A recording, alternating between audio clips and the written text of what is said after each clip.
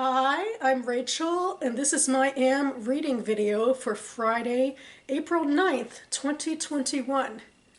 As this is my first AM reading video of the month, I will highlight last month's literary newsletter.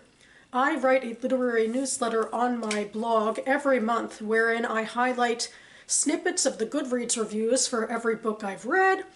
I highlight some bookish and literary news that caught my fancy. I have a book pick and a book meme and etc. You can find it all down below. There's only one book that I have in that newsletter that I haven't talked about on this channel, or talked about reading anyway, and that is The Space Between the Worlds by Micaiah Johnson. This is a science fiction multiverse story. I'm pretty sure when it caught my attention and I hauled it, I kept on talking about how I don't read a lot of multiverse stories, while at the same time watching his Dark Materials on television. But anyway, the premise is we're following this young woman around. Her name is Kara. She works for this corporation that has figured out interdimensional travel. And they use it to basically extract resources and perhaps keep tabs on worlds that are similar to their own, because the only worlds they can actually access are worlds that are very similar to their own. And I mean Earths that are similar to their own, with the same cities and the same people in them, although a caveat is that one cannot travel to one of our alternate Earths unless our counterpart is dead on that Earth. So they do a lot of recruiting from poor, impoverished areas filled with black and brown people, because those people tend to live harsh lives on these Earths that are pretty similar to one another. And really, we're only in two places. There's sort of hints that, we're on Earth and it's in our future, and there's some hints to like Japan and that sort of stuff. But in terms of where we're really traveling to, it's only these two future places that I think are supposed to be set in the Mojave Desert. The industrial city, Wiley City, very rich and powerful, where the corporation is, and then Ashtown, which is the impoverished place left to the elements right outside of Wiley City. So anyway, Kara goes on these jumps and is gathering intel for her employers, and while doing this she basically stumbles upon the fact that she's involved in something that's shadier than she thought it was, and speaks to, well, ideas about greed and empires and corporations, and how similar they can be. I'm getting kind of spoilery.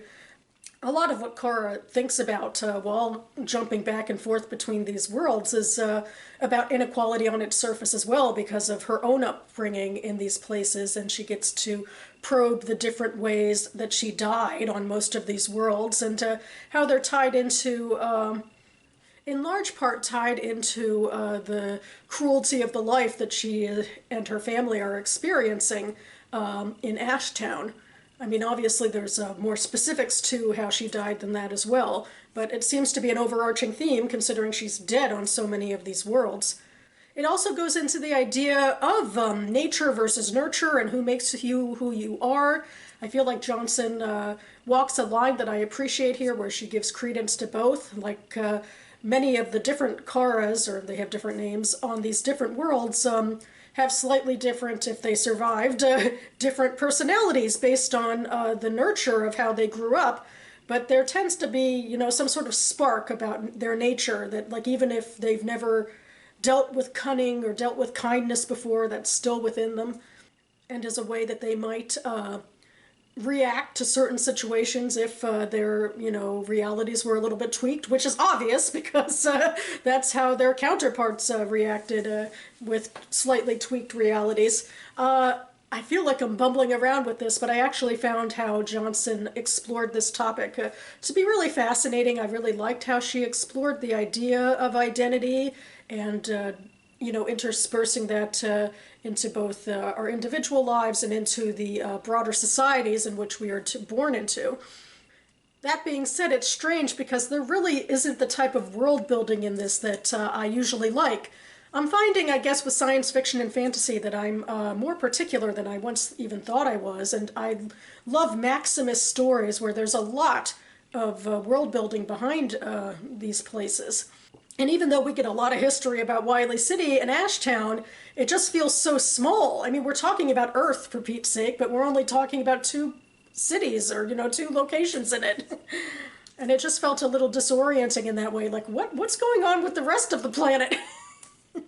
Other than the obvious that there's some huge climate change issues going on. I also thought there were some plot elements in here that I didn't like as much, that even Johnson screwed with her own world building a little bit and the rules she set down, but I can't say anything more without spoiling things. So it's strange, because in some ways I found this to be really a detailed, like, interior novel, which usually I'd like go to literary fiction for, and I really loved it for that. But I felt like it was also lacking in a lot of things that I like in science fiction. Also, the more I think about it, the relationship between these 2 women, I think she tried, but it didn't fully come together, because the stuff Kara was dealing with was so, removed from her handler here, for the most part. But anyway, this is all to say, I don't think I loved it, but it's still a novel that I really liked. The first book I officially finished in April is this one, this short story collection, The Thing Around Your Neck by Chimamanda Ngozi Adichie. I've had it in my physical collection and on my Goodreads list for a while, but I specifically picked it up this month because I'm talking about it with my mom and auntie's book club in a couple of weeks. And I really liked it. I haven't read a lot of Adichie since I read Americana, but it felt like coming back to that. And not just because she talks about hair care for Black women in a lot of these stories, which was such a huge part of Americana. In a way, these stories remind me of Jhumpa Lahiri, although that's weird too, because I don't think Adichie is as lyrical as Lahiri, but she's dealing with such similar themes about family dynamics and immigration of non-whites into America. And I would assume that part of the reason this is kind of reminding me of Lahiri is that the cultural touchstones, to me as, a white American woman, feel similarly removed. Like, I don't have as much, understanding of them. But, she weaves them in so well to show what her characters are about and what they're dealing with. I think she, largely in most of these stories, has a lot of compassion for her characters. They are a wide variety of stories. We're following different people around. I think most of my favorite stories did touch upon violence in Nigeria, which I felt kind of bad about because in her most autobiographical story, she kind of took to task the idea that we all want to see Africa basically as this violent, riotous place without anything else. But again, she wrote her characters with such compassion that it wasn't about the violence, it was about how these people were dealing with it. And I think that's kind of the same too when it comes to her American immigrant characters who are dealing with like the weird people and the weird customs of America and how they sort of push against that. I gave this collection 5 stars. I feel like if anything, I'm perhaps being generous to short story collections that really do it for me, but this really did. I mean, there's a couple duds, but overall I just feel like reading an Adichie's short story was an illuminating experience, just to, it had great characters. I also like where she ended her stories, which I think is a little controversial because, we talk a lot in literary fiction about people not knowing where to end their stories. And I don't think she ties everything up, although I think I like that. I feel like her characters come to some sort of revelation and take a step, but they don't get all the way to some sort of end point. But I feel like end points can feel too simple. But I suppose that in part is an argument we have in literary fiction about what's the correct way to deal with endings. But I liked it. This is, I think, now the strongest book I think I've read for my book club, the one I certainly gave the highest rating to. I'm hoping it'll be an interesting discussion. Short stories are different than a novel. You have to hold a lot more of them in your head to talk about them, so I don't know where the discussion will go, but I think there's a lot of meat on these bones to talk about. And the next book I finished this month is an audiobook, The Sorcery of Thorns by Margaret Rogerson. This is a YA fantasy book about a protagonist who starts her journey in a library. So I knew that one would speak to me. It is a world that is based on Victorian England, but it isn't an urban fantasy, really. I think it's an entirely new world because magic is everywhere and we pretty much accept it. And the purpose of librarians mostly is to keep guard of the magically boisterous grimoires. And one of the professions a librarian in training can have is to become a warden, who is sort of like a warrior to protect the books. Very different in a way from actual librarianship. But speaking as someone who works in the library system, I think librarians really do gravitate toward that idea of being badass. Like my supervisor at the moment, she currently has a poster up on her board about Western librarians from the frontier days, like going off on horseback and having like guns in hand to distribute books. And I'm like, whoa, okay. But anyway, our main character is an orphan named Elizabeth Scrivener. So I guess you know she belongs in the library. She's been brought up there. Orphans are often brought to the library in their teen years to become apprentices, but she has lived in the library since she was very small, and that gives credence to her sort of super special someone storyline. You know, she has to be that girl who is unusually unusual. That being said, I don't feel like Rogerson completely stuck that landing. You know, it just takes a lot to, you know, showcase somebody as being more special than anyone else, and I didn't particularly like that part. Though I thought as a character she was well drawn, and she was obviously on a journey of self-discovery. She had a set of prejudices that were given to her by the library, that they're rather anti-magic. Like in the world building, there's this whole idea that sorcerers used to make grimoires with horrible sacrifices that were outlawed after, I guess, a bitter war from a long time ago. There's a lot of world building sort of in the background that I thought was kind of fascinating, and maybe if it was a, you know, an adult novel, that would be more in play. But because it's YA, it was largely pushed to the background to be a story of Elizabeth's self-discovery. She, because of her specialness, becomes aware of this plot in the early stages, this plot that where grimoires are stolen and then they're turned into these super scary evil books that might be used for horrible dastardly purposes. And she's framed for the killing of the director of her library and is sent to go to the, I guess, the capital to answer for that crime. But it turns out she goes on quite a bit of an adventure instead of that, where she meets a young, dastardly sorcerer named Nathaniel. And she meets the true villain who, although I guess his ideas are kind of altruistic, he quite obviously has a nefarious plan. And I guess he's too egomaniacal to understand that. And most of the rest of the story is about her trying to thwart him.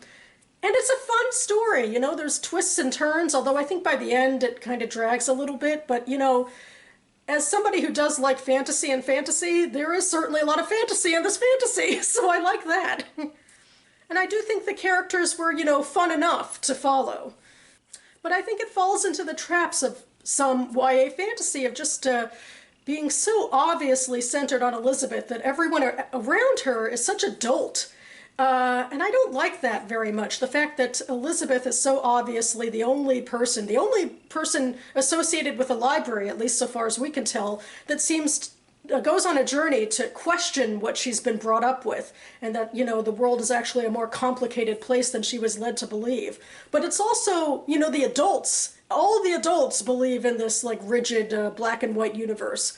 And, you know, I'm sure I have no problem saying that some adults believe in a rigid black and white universe, but I don't like the idea that only this one super special teenager sees through, you know, the morass. You know, I don't like that.